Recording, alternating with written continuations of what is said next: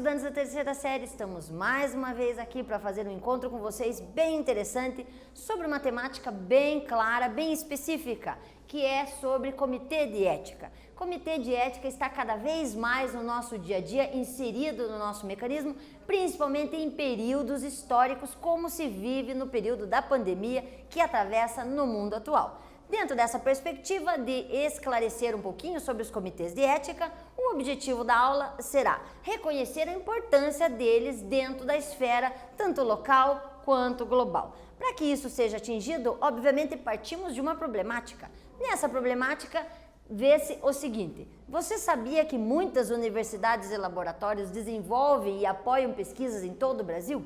Pesquisas que muitas vezes não chegam no nosso dia a dia de uma forma indireta, mas que chegam de maneira indireta com algum produto, alguma situação, alguma novidade, e você, aluno sentadinho aí, não tem nem noção do como foi aprimorada a técnica, como foi organizado o trabalho, quanto tempo demorou e, principalmente, quem orientou e quem fiscalizou tudo isso.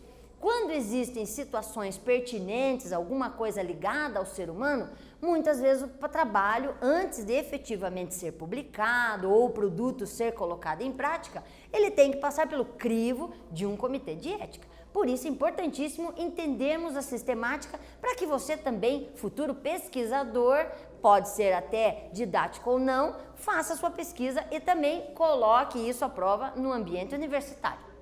Para isso, vamos estabelecer algumas noções básicas a respeito do comitê de ética, que parte do seguinte questionamento.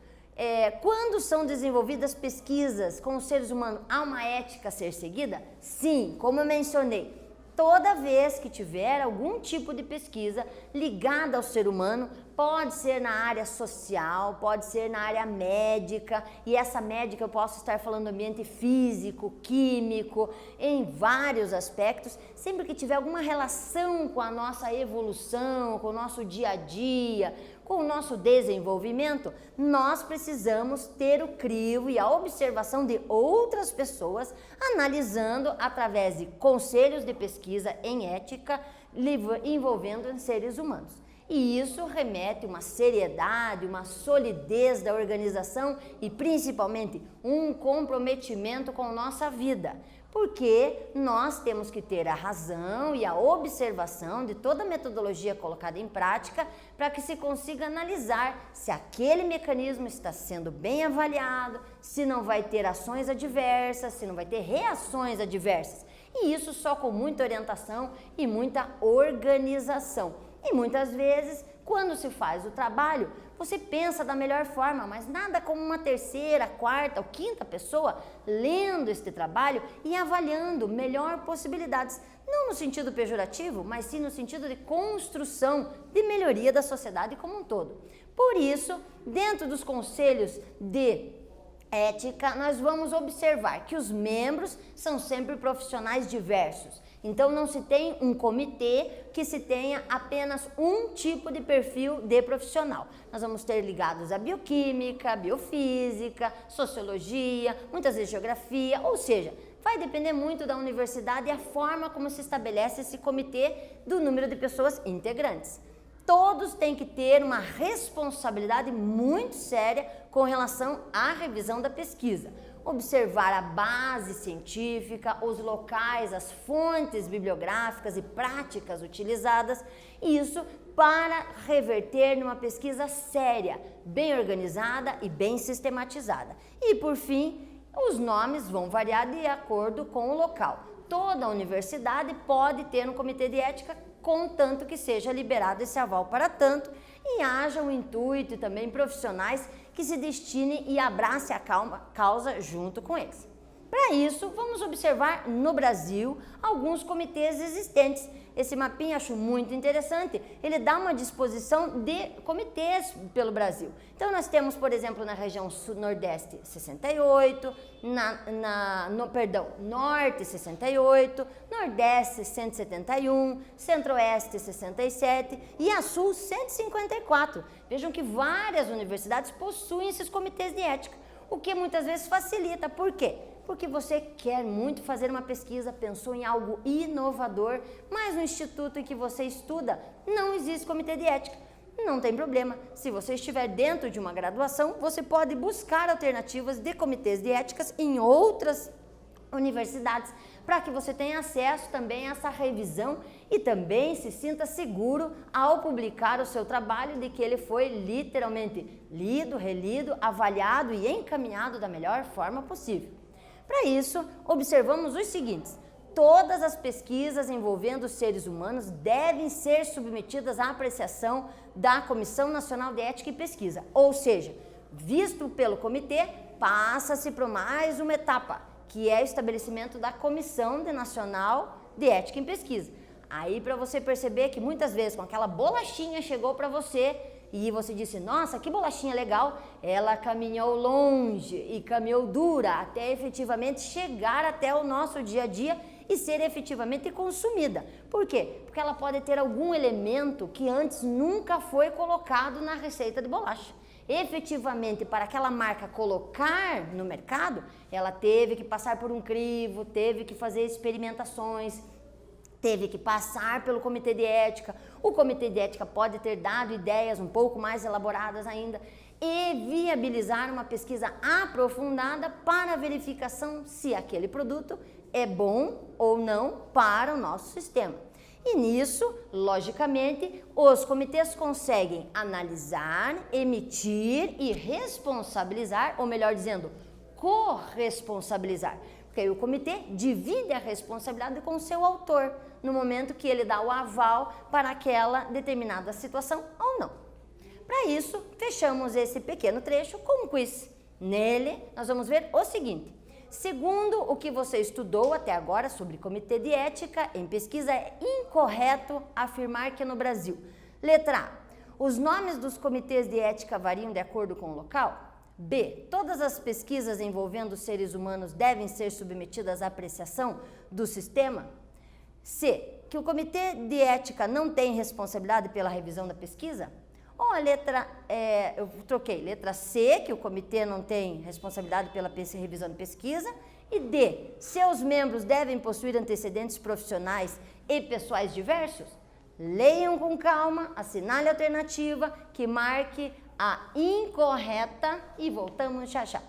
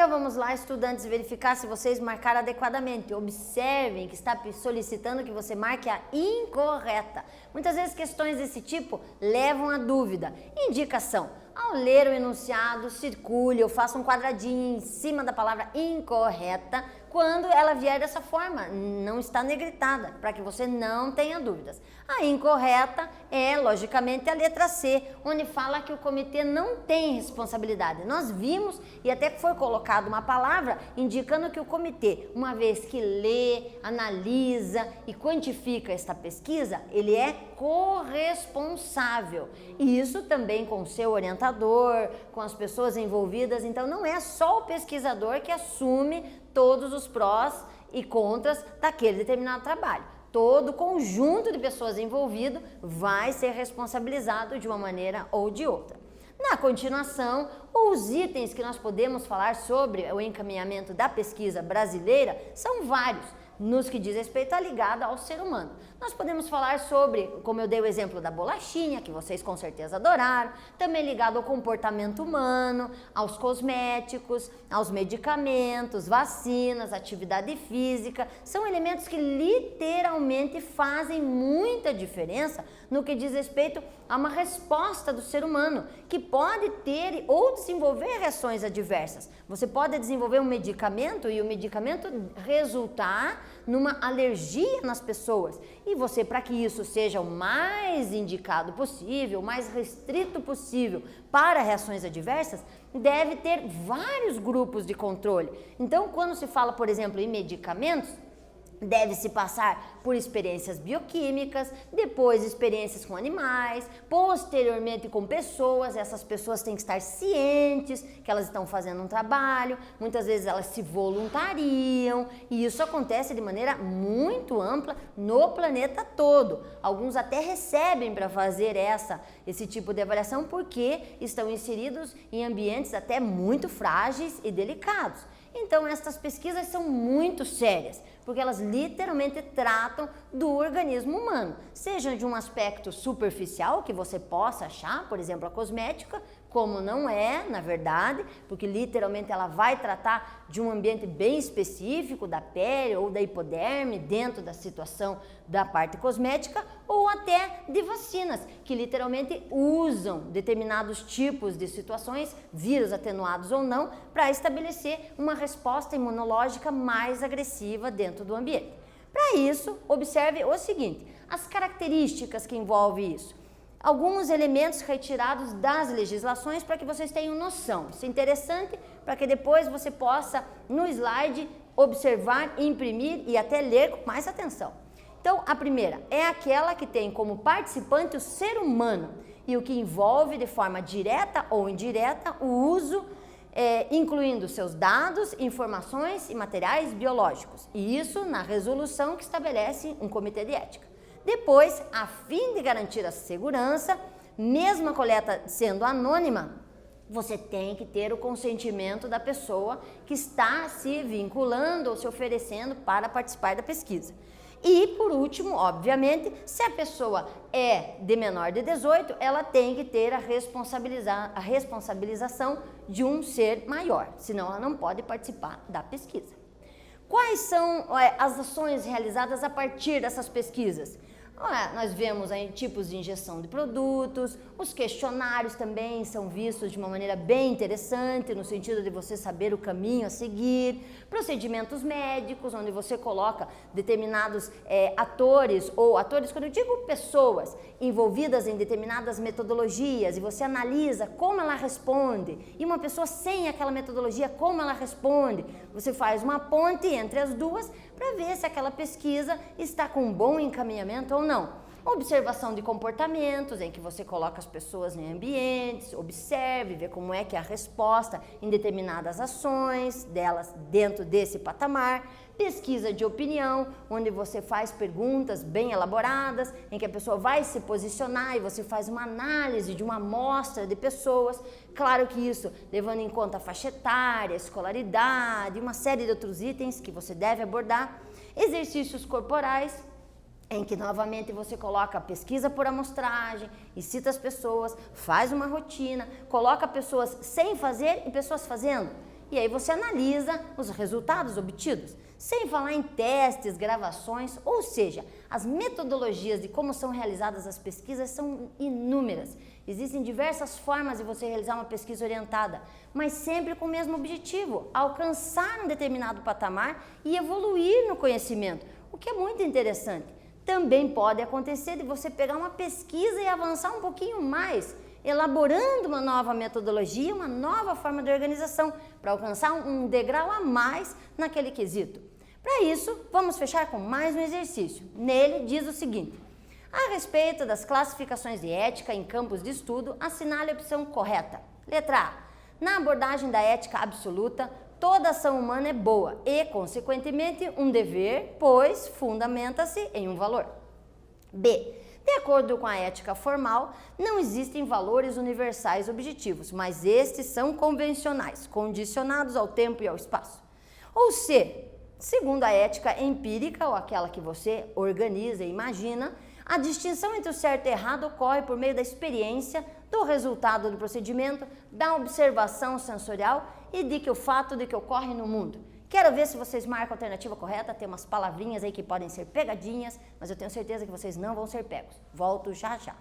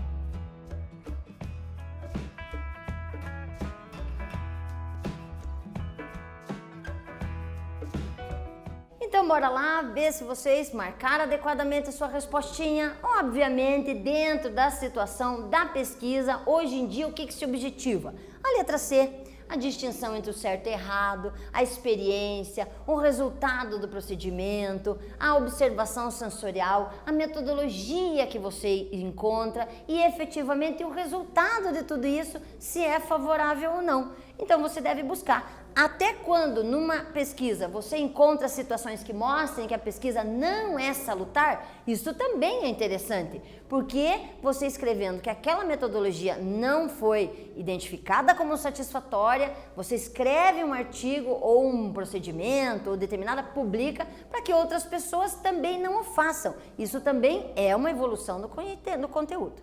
Para que a gente estabeleça então o que foi o Comitê de Ética. Então o Comitê de Ética é uma ação que existe nas universidades que tem como objetivo analisar, sistematizar, organizar, fiscalizar e corresponsabilizar todo e qualquer fundamento de pesquisa dentro do cenário nacional.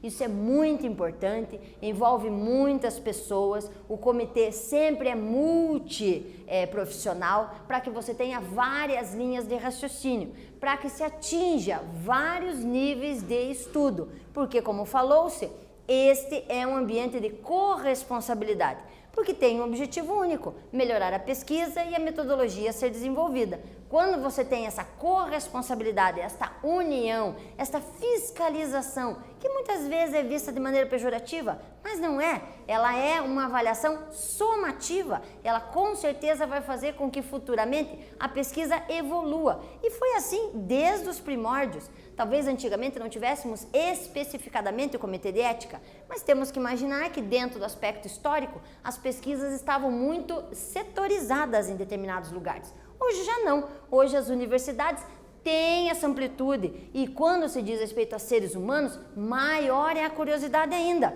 para melhorar a nossa vida, deixar ela mais tranquila e saudável.